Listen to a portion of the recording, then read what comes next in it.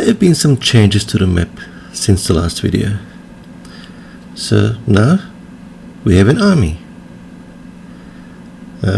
We also have a whole new menu type of structure that gives us information about the selected tile and everything that's on it. And there's a new little menu that allows us to change the mode in how we interact with the map. So there's a select mode where as we click on a tile we select it and we get information about it, and there's the move mode where we can use to move the selected army. Okay. So let's see what information is available on the tiles. So we selected this tile, so the terrain is rock, so the purple here is rock, that's the terrain. There's no fluid terrain, so there's nothing, no water or anything flowing on it. Nothing else really. There are costs of moving onto the tile. So the cost of walking is 1, cost of flying is 1, and the cost of swimming, well, it doesn't apply because it's not possible to swim on the rock tiles. There is no structure here. There is an army. It belongs to the red player. It's led by the hero named Sam. Sam is a human, level 1. And of the 6 possible stacks that the army can have, only 1 actually has units, and it's 4 humans. The army is able to walk, can't swim or fly, since these are humans, and it has 4 action points. So humans have a speed of 4, and since both the hero and the unit stack is human, the army as a whole has 4 action points available for the current turn. If we look over here, it's the same thing, but nothing on the tile itself. If we look at the same terrain but different elevation, so our elevation is 2, so it's a hill, which makes walking and flying more expensive. If we look at this one, where it's the same elevation, different terrain, so this is rust, so it's metallic terrain, same cost of walking and flying. If you look at the mountain, it's at elevation 3 and the cost is now 2. If we check out the dirt over here, dirt is cheap to walk and fly over. Swamp, so you notice that the cost of walking goes up because it's watery and you can swim as well. Now if we look at swamp with grass on it, it's slightly more expensive to walk and swim with grass on it, but flying isn't affected. If you look at swamp with trees, then you can't actually walk there at all. You can still swim, and it's even slightly more expensive than grass, but you can still do it. So basically forest block passage for walking units. So notice that elevation affects the cost of flying, but vegetation doesn't, while it still does affect the cost of walking and swimming. The sea, cheap to swim and fly, you can't walk there. Sand, so it's more expensive to walk. Sand is takes some effort to walk over in the desert. Swimming, it's even more expensive, but you can still do it. Whereas if we look at the river of lava, the base terrain is still sand, so the lava is flowing across the sand, and if you were to remove the lava somehow during gameplay, we would be left with sand. You can't walk there either because it's still a river and it flows. And swimming is cheaper than just swimming in the sand because at least you have a slightly more liquid material.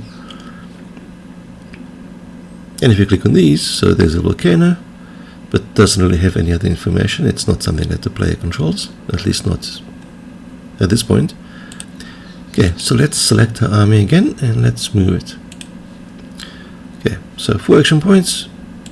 Now we have 3, now we have 2, 1, 0, and we can't move further. So we have to end the turn, and now we have some more action points available to move some more. If you move onto a hill, we use 1.5. We use 1.5. We can't go back on a hill, it's too expensive, but we can go onto the plains where the cost is 1. Next turn, if we move onto a hill and then onto the sand, we have 1 left, so again we can't move further at all. And a turn, now we have 4, but we can't move onto the river of lava because river of lava doesn't allow walking, and walking is all that we can do.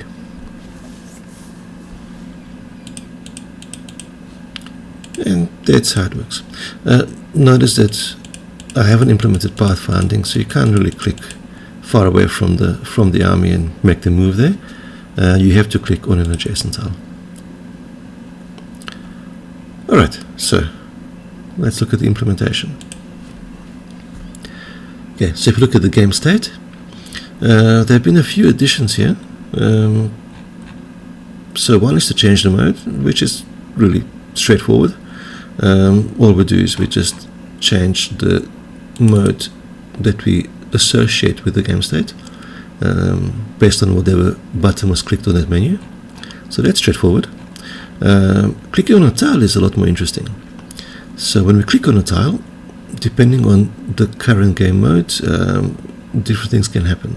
So if we're in a select mode, we just make the clicked tile the selected tile. And since that's associated with the game state, that's all we have to do here. Because at the end of the whole process, we will emit a signal back to the Godot part of the game to tell it that, well, the map has changed, so redisplay it, and we will just send whatever the tile is, the currently selected tile, which will be the tile we clicked on. And then the Godot will just highlight with that hexagon, colorful hexagon, whatever new tile has been selected, and display information about it in that menu on the right. Now, if the mode is move, then we have to check whether the selected tile has an army. So this is the selected tile, not the tile we just clicked on. So we need to have selected an army previously before changing mode to move and then moving it.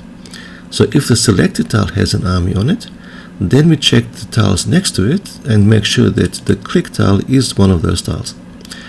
If it is, then we need to work out the remaining action points available to the army, as well as how much it costs to move onto the tile that we clicked on. And if the army has enough action points left, then we basically consume those action points in terms of whatever it costs to move onto the click tile, and remove the army to that tile. Okay, now how do we calculate those action points? Okay, so for the army it's straightforward.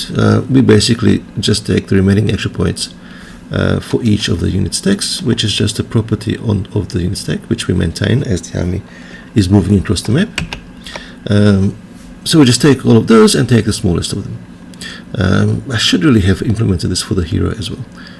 It doesn't matter in our current case because both the hero and the units are human, so they have the same action points available to them.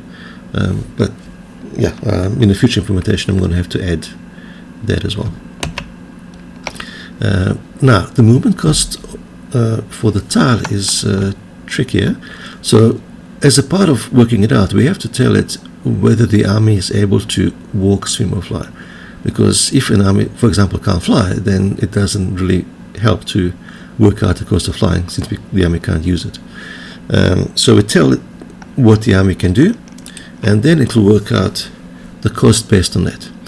Okay, so it will work out the cost of walking, the cost of swimming, and the cost of flying, if appropriate, and then it will take the smallest of those three, and that will become the cost of moving onto that tile by the army that's been selected. So let's look at how to work out the cost of walking. Okay, so we work it out for a particular terrain, so based on whatever the surface terrain of the tile is. So first we have to check a couple of things. So we have to check whether vegetation blocks passage. So we saw that if we have trees, they prevent walking. So if the tile has trees on it, then there's no walking on it. If the terrain itself doesn't allow walking, so if we have sea or if we have a river of lava, then again there's no walking on it, and then the costs don't really matter. So provided that both the vegetation and the terrain allow walking, then we can actually do the calculation. So we take the movement cost of the terrain itself. So that's defined when we define the actual terrain. So if we go into terrain creator,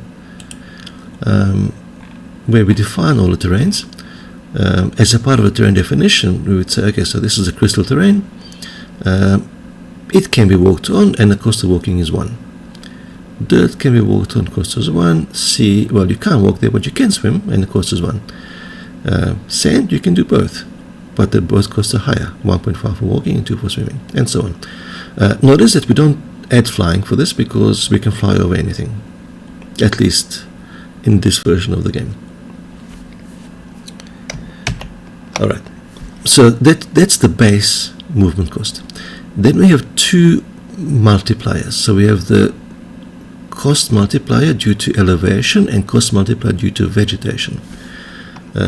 Those are worked out like this. So with elevation, if we have elevation 2, which is hills, movement becomes 50% more expensive. If we have mountains, it's twice as expensive. Otherwise, there's no effect. And with vegetation, well, grass makes movement 20% higher, trees make it 30% higher, assuming that they actually allow movement at all, so assuming that we are talking about swimming, not walking. And then other than that, there's no change in cost. And then once we have those worked out, then the adjusted cost of walking is just the base cost adjusted by the multipliers. Okay, and that gives us a cost of walking. The cost of swimming is done in a similar way. Vegetation doesn't block swimming, so we don't have to check that.